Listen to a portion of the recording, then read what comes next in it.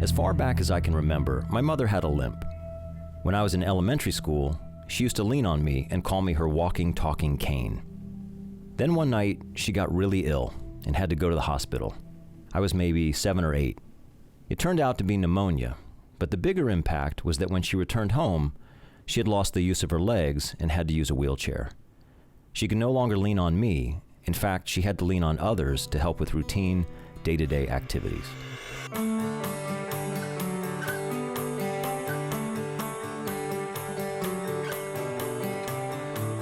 Welcome to Redefine You. I'm your host, Dan Baum. It's hard to believe our first season is coming to a close. We've covered a lot of territory this fall. I want to thank the many guests who took the time to join me this season. And thanks to our many listeners, it has been overwhelming and gratifying to hear the positive feedback from so many different places. In fact, we found that we are overseas and have some listeners in other countries, which is really exciting. We're going to take a slight departure this episode. I would like to recap and reflect on what we heard and learned this season. We spoke to a wide range of individuals facing a number of different situations. Rather than have a guest this time, I thought I would share some of what we heard while introducing a few of my own experiences. So let's begin with our premise, that throughout our lives, we are challenged to change our thoughts, beliefs, or even who we think we are. We heard that echoed by everyone we spoke to. What is interesting is that sometimes it is proactive, as we heard from Amanda, Seth, Marshall, and Jen.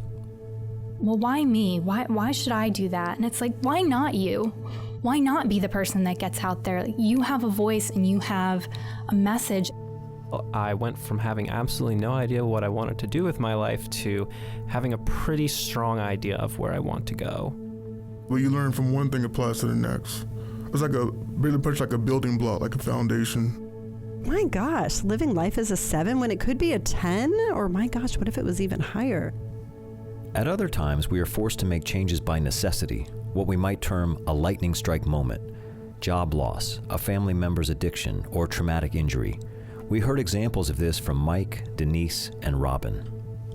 It was difficult for me because, as I said, I was out of school 30 plus years. I was unsure, not afraid, but just unsure of what was going to happen. And so I wanted to say, where could I help? Where could I do something different and make a difference for people that are suffering with this? This is what it is.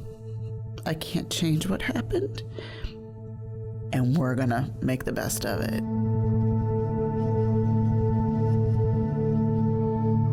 When faced with these moments, we find ourselves at a crossroads. At that moment, it does not matter if we have chosen a path or find ourselves on a new one. We have questions. We find ourselves asking, what now? This notion of being at an intersection in our lives resonated with me because I've seen it many times starting when I was pretty young. I could so relate to Robin's story because I watched a similar process as my mom went from walking to a wheelchair to being confined to a bed, unable to move from the neck down. It turned out that she had multiple sclerosis, or MS, which affects the nervous system. This discovery and the continued loss of movement was our family's lightning strike moment. At times like these, we may not recognize that we have choices. Whether we have embarked on a path or one hits us out of the blue, we can get stuck and think that choices have been taken away from us and there is only one option available. I used to say to people, I didn't have a choice. And then I reached a point where I said, I did have a choice. I had a choice completely in everything. I had a choice of whether to put her in an institution. I had a choice whether to look at this negatively or positively. I did have a choice. And I made the right choice.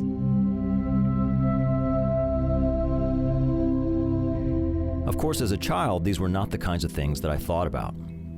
I internalized the worry, the anxiety, the fear without being conscious of doing that because on the outside, I wanted to help. I wanted my mom to get better and would do anything I could to make that happen. It was my parents who were faced with the big choices. Now that I'm old enough to understand that, as a husband and father myself, I can see better what my parents had to wrestle with. My dad was a career naval officer and commuted to Washington, D.C. every day. So at first, he hired private duty nurses. When that became complicated, including the narrowness of our halls making it difficult to move around in the wheelchair, basically our house was not designed to support my mom's needs, my parents decided that my mom would move in with my aunt and uncle in South Carolina, just outside Charleston, which is the area where my parents met and where I was born. But my dad and I weren't going along. I was still in elementary school in Northern Virginia, hundreds of miles away. In a hyper-connected world, it's hard to picture that staying in touch was challenging back then. There was no internet, no social media, no FaceTime. Long-distance phone calls were expensive, and traveling between South Carolina and Virginia was worse, especially during the school year. And of course, my dad had a full-time job with the Navy. So he came up with a rather ingenious solution. One night at dinner, he brought a portable tape recorder, and we recorded our conversation as though my mom were with us. We talked about our day, what was happening at school or around the neighborhood. Then we popped it in the mail and sent it to my mom. In turn, she recorded herself with the sounds of the house in the background, the comings and goings of my aunt and cousins, the dog barking, even a bird chirping. It was a little weird at first, like having an audio pen pal, but we came to depend on those recordings to stay connected, hear each other's voices, and feel like we were together despite the distance. Which brings up another important point that we heard in our conversations, that the process of redefining is not typically a one-time thing. It's continuous.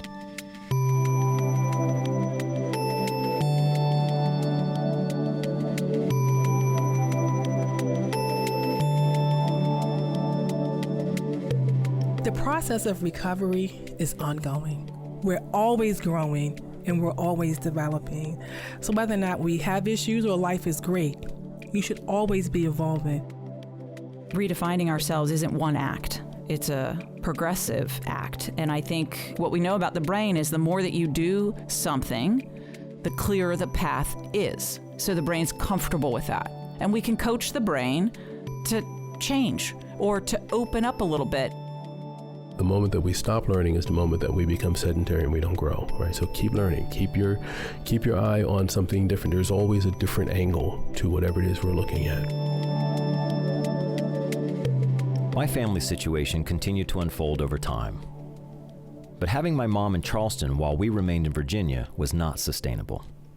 We seriously explored moving to a bigger house and then moving to Charleston. But at some point, my dad decided no. The best solution was to bring my mom back to Virginia. This was a relief to me because I liked where we lived and didn't want to leave my friends. What I didn't know was that my mom would not move back in with us.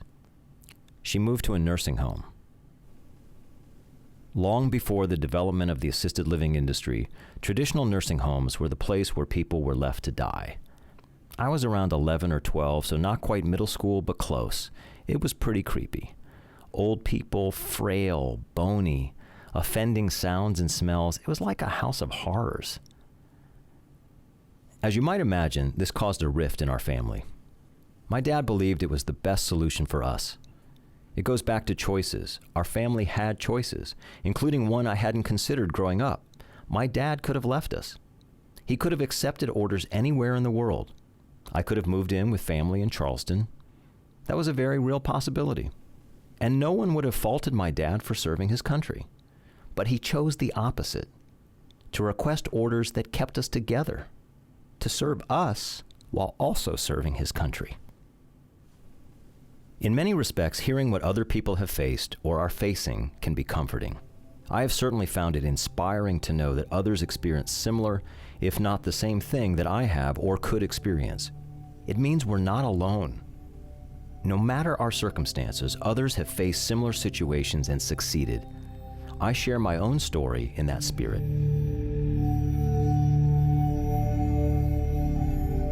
It's very easy to feel isolated, particularly if you're not willing to share your story, right? Or be in an environment or in a group of people where you do make yourself accessible to some of those others who are experiencing some of those same things. One thing that I admired about a lot of my classmates that were in recovery, they weren't ashamed. And they would just come out and tell their story. And I would put my head down and say, But they were like, it's okay. You know, we all have a past. We all have a story. And one day I just opened up and I was able to share. And I was in a non-judgment zone. And so they just allowed me to be me, and it made me feel so much better.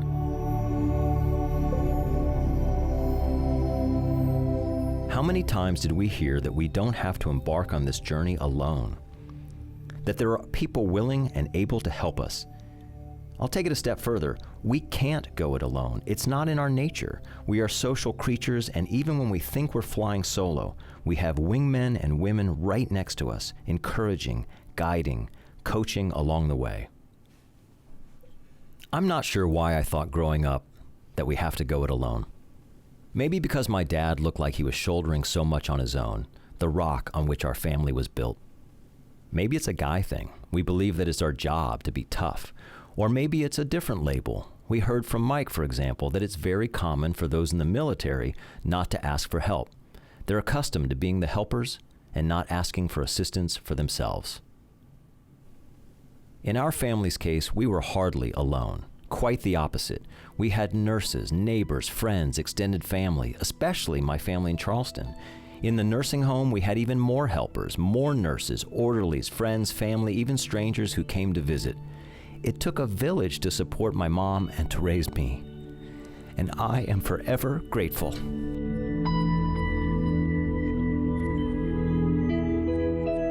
And so when we look at the most successful people, honestly, no one does it alone.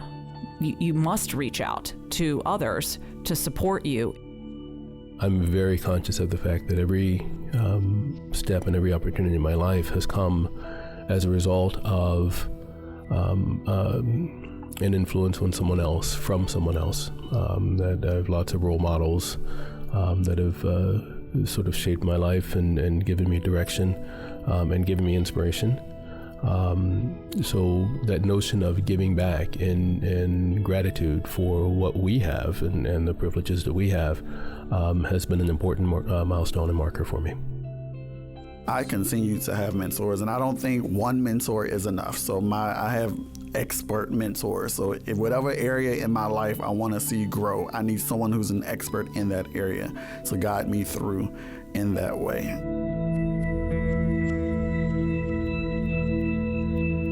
How easy it could have been for me to get lost in the shuffle. My mom needed and deserved a lot of attention, but my dad shuttled me back and forth to soccer practice, to the nursing home, scouting events, and back to the nursing home, swim team, then the nursing home. I had a typical suburban upbringing, full of activities, friends, and thankfully, love. Lots of it. It happened to include a number of additional trips to spend time with my mom. When you put all of this together, what does it mean for us? My answer is opportunity. At any age and stage of life, we can, in fact, we must, redefine ourselves. Many crossroads equals many choices throughout our lives. We have choices. I admire my parents so much for the choices they made, for their courage to face head-on the changes we encountered, their commitment to each other and to me, and the love they expressed in word and deed. My dad's definition of love was doing for others. He rarely, if ever, said the word love out loud. In fact, his favorite phrase was actions speak louder than words. And his actions spoke volumes. One of his actions was to buy a chair, kind of like a lazy boy on wheels, that allowed us to push my mom in a reclining position up and down the halls. My mom dubbed the chair Cleopatra's Barge, and it allowed her to go anywhere, to the chapel, to bingo, where her nurses won trinkets like socks and aftershave, which ended up in my stocking, outside under the gazebo to enjoy some fresh air, and even to our home for the holidays. My mom's definition of love was attention, listening. What else could she do but listen, which she did with her entire being, especially her heart.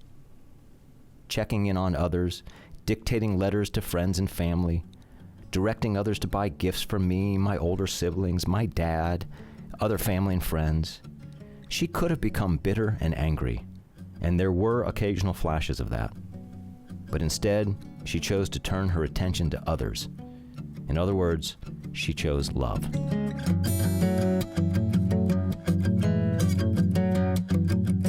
Upon reflecting, I realized I had choices too. I could have rebelled and followed a very different path. When I see the mental health issues that young people face today, the opioid crisis we discussed with Denise and Dr. Williams, I think back and wonder how I made it through my teenage years unscathed. I count myself very fortunate for the choices I made, thanks to the incredible role models of my parents. And again, I thank the many other people, so many other people, who helped us along the way.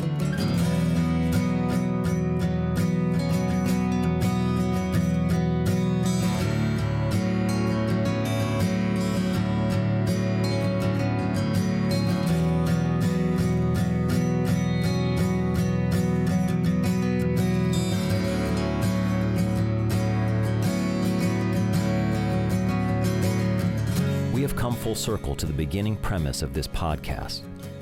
Knowing that each of us faces crossroads throughout our lives, that when, not if, but when that happens, we have the opportunity to redefine ourselves, and that we cannot do it alone. What does that tell us about our role in the lives of others? I saw it in my parents, and we heard it over and over again. We can help others on the journey. When they reach a point in their lives, a crossroads, we can be the ones to help them redefine themselves. That is the natural ebb and flow of life. It's a beautiful journey. Sometimes frightening, sometimes messy, sometimes joyful. With each story we've heard this season, I ask our guests how they have redefined themselves. So it's only fair that I ask myself that question. I have redefined myself and continue to redefine myself throughout my life. In the context of the story I've shared of growing up, I'm struck by something we heard this season, that we tell ourselves stories. And for that reason, we can rewrite our stories. For me, I have layers, stories within stories, such as this notion that we have to go it alone. Thankfully, I have rewritten that one. This podcast is a really good example. I am supported by an amazing and talented team. But there is one story that I struggle with. It's rooted in fear that the next shoe will drop. Sometimes it's overt, and sometimes it lurks in the background, but it's always there, a sneaking suspicion that something bad will happen, that things will take a turn for the worse. If I truly embrace this notion that we can redefine ourselves, that we can rewrite our stories, what is there to fear?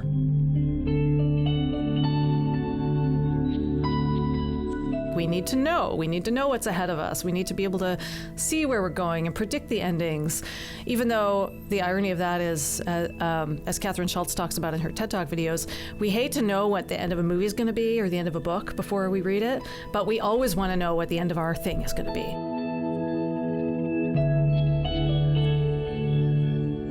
It reminds me that my mom used to have a framed saying that hung on her wall in the nursing home. It read, "I am not afraid of tomorrow, because I've seen yesterday and I love today." How appropriate for someone named Hope. She embraced that philosophy and lived it fully. She redefined motherhood for me, and my dad demonstrated what it means to be a father and a spouse. Together, they demonstrated the true meaning of love in word and deed. So what do I have to fear? I'm still working on that one.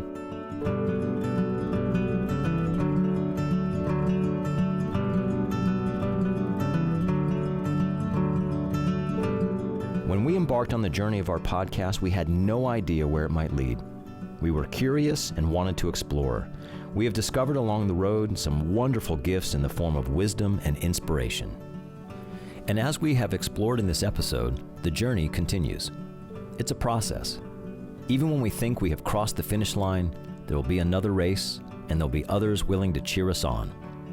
Which brings us back to our first episode, to our friends Robin and Corey. You may recall that Corey has become a runner and dreams of running in Paris. Well, those who love and run with Corey have decided to make that dream come true. Next September, Corey will be running in Paris. She doesn't know it yet, but Robin has a plan of how to tell her, and she wanted us to be a part.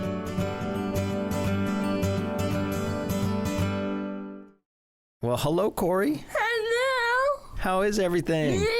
So last time we all met, we talked. You told me that there was a place you really want to run, I said, what's next for Paris? Just like the shirt you have on of the Eiffel Tower?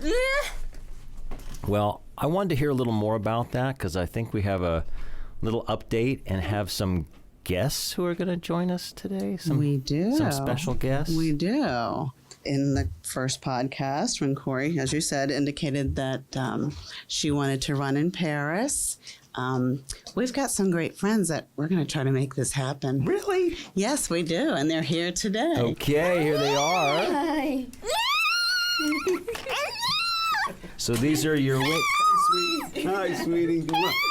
your wingmen, Howie and Jen. How are you? So what's the news? I have something for you. This is your ticket. It's your ticket to Paris. I'm coming with you. Even more awesome thing is if ASA and Team 360 weren't awesome enough in the running events, it's the relationships that we develop. That people will go to any lengths to make things happen for your child. Yeah. That's fantastic. We have to pack.